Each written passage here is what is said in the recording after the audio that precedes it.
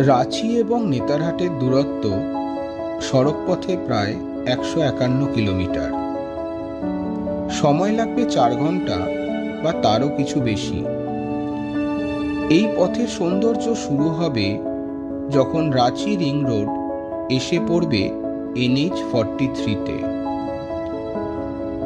দারুণ এই পথ শুরু হবে প্রচুর হলদে সবুজ সর্ষে ক্ষেত দিয়ে।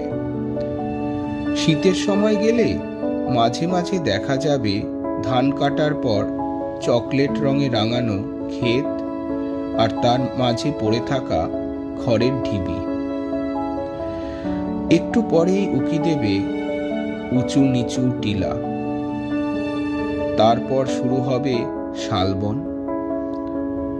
শালকে স্থানীয় ভাষায় সখুয়া বলে, যা দিয়ে দরজার চৌকাঠ তৈরি হয়।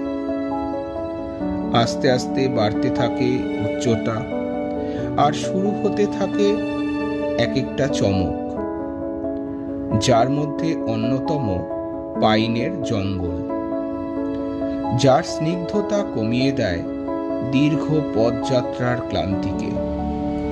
তার সাথে চোখকে আরাম দেওয়ার জন্য হঠাৎই আবির্ভূত হয় পাহাড়ের পাশ দিয়ে বয়ে যাওয়া কোয়েল নদীতে সূর্যের আলো পড়া ঝিকিমিকি জলের অপরূপ দৃশ্য। উচ্চতা বাড়ার সাথে বাড়তে থাকে ঠান্ডাও।